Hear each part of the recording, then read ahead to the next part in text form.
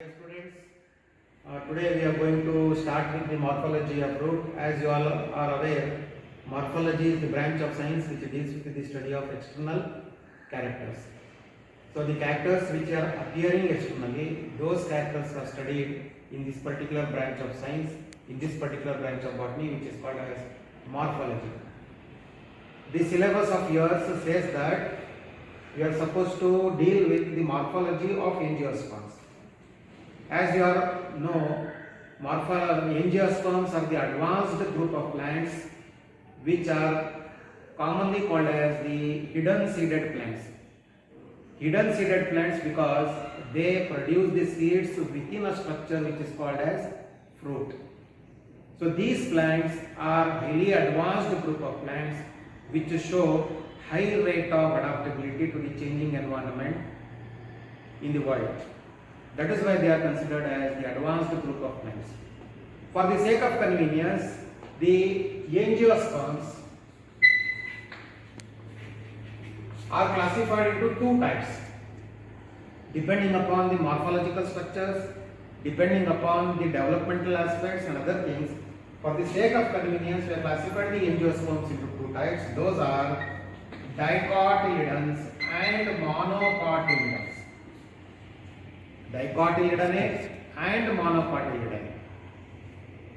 The name itself will indicate that the angiosperms are classified based upon the number of the cotyledons here.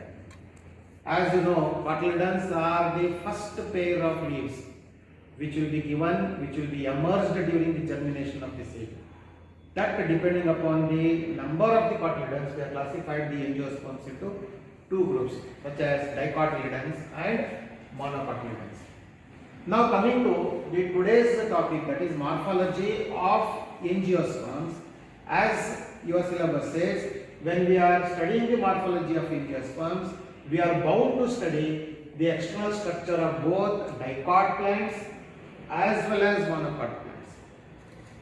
Whether it may be a dicot plant or monocot plant, the angiosperm plants are having number of organs in them, number of morphological structures. That is why angiosperm plants are called as polymorphic. And what are the different organs present in the angiosperm plants? Maybe a dicot plant or monocot plants. The different organs which are present in the dicot plants are the root, the stem, the leaf, the buds. As you are aware, there are two types of buds, terminal bud and axillary bud. In addition to these vegetative structures, the plants after attaining maturity, they produce the reproductive structures such as inflorescence, flowers, fruits and seeds. So now that the syllabus says that we are supposed to study the morphology of angiosperms, we are supposed to take the morphology of root in comparison with the dicots as well as monocots. For example, look at the board, you will come to know how the root is quite different from that of dicot root as well as monocot root. The dicot root and monocot root, they differ to one another pertaining to number of characteristic features. The root in dicot plants is a typical taproot type of root system. On the other hand, the root in monocot plants is typically a fibrous root system. That I will let you know when I take up the types of roots.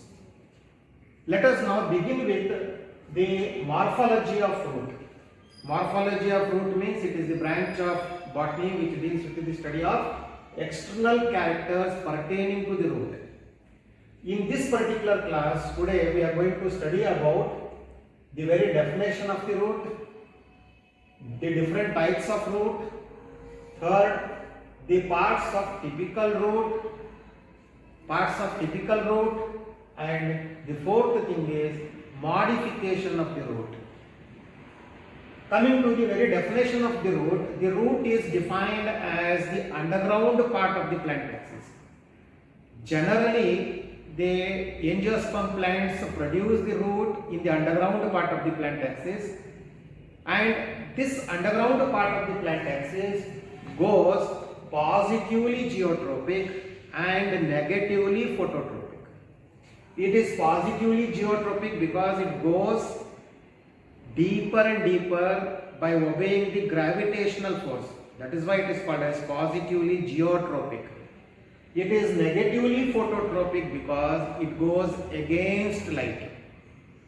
Generally, in 80 to 90% of the plants, the root is the underground part of the plant axis, and it is positively geotropic, negatively phototropic, and positively hydrotropic, pertaining to the physical stimulus also, pertaining to the response towards the water also. The root goes towards the source of water. That is why the root is called as positively hydrotropic too.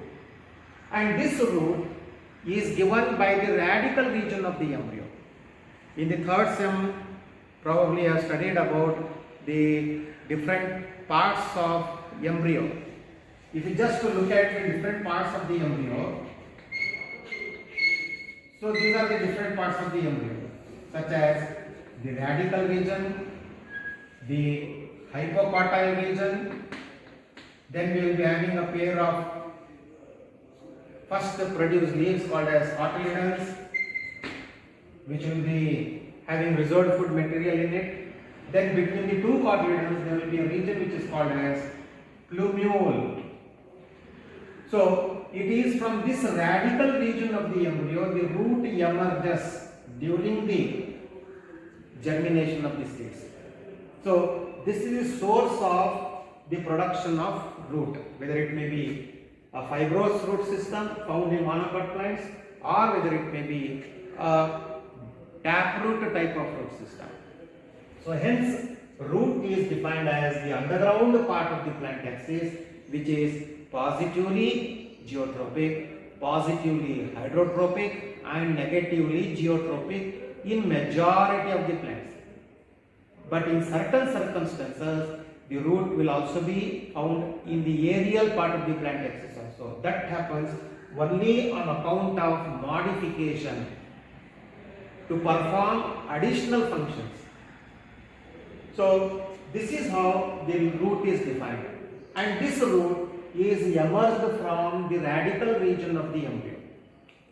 Normally the root functions for absorption of water and mineral nutrients, conduction of the same towards the upper part of the plant. When you look at the morphological structure of typical plant, angiosperm plant, you will find that the root goes descending deeper and deeper inside the soil, and it spreads laterally also by giving lateral branches, and these branches will ramify into the soil particles, and whatever water which is present in the soil in the form of capillary water, that is the only form of water which is favorable for the plants for the absorption of the water.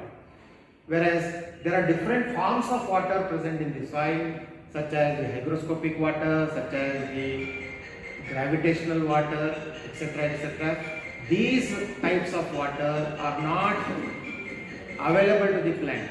The only form of water which is available to the plant is capillary water, and hence these roots go into the capillaries and they absorb that water which is present in the soil, and along the water it also absorbs the mineral nutrients which are required for the sustenance of the plant growth and development.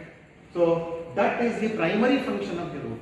The primary function of the root is to absorb the water and mineral nutrients and send the same to the aerial part of the plant axis, irrespective of the heat of the plant. Same water which will be absorbed by the root, that will be translocated, that will be transported to the other parts of the plant axis. That is called as conduction of water. In addition to absorption and conduction, there are various other functions which will be dealt to you in modification of the root for other purposes, such as storage of food, such as for mechanical support, etc., etc. However, the primary function of root is to absorb water and mineral nutrients conduction of water, and another important function of the root is to give strong anchorage to the plant so that the plant does not get toppled off from the soil. Irrespective of the height of the plant should be fixed to the soil strongly. That anchorage, that fixation to the angiosperm plant will be provided by the root, whether it may be the fibrous root system or it may be the typical taproot type of root system. They give anchorage, they function for absorption, and they function for conduction, in addition to accessory functions of the root. When you look at the types of root, there are classified into two types. Basically, we have classified the roots into two types. Those are the taproot type of root system and fibrous type of root system. Taproot type of root system is the characteristic feature of dicotyledons, except a few plants. Fibrous root system is typically found in majority of the monocots, except few plants. In taproot type of root system, we find that the root which emerges from the radical region of the embryo, that will take up the function of the primary root. This root, which will be given by the radical, which will be directly attached to the aerial part of the plant axis, this is called as primary root. This primary root produces number of lateral roots which will be attached to the primary. These roots which are attached to the primary, they are called as secondary roots. And in addition to secondary roots, on the surface of the secondary roots, there will be certain roots attached to the secondary. Those roots are called as tertiary roots. So, the root system wherein there is a differentiation of primary root, secondary root and tertiary root, irrespective of the length and the extent of spreading.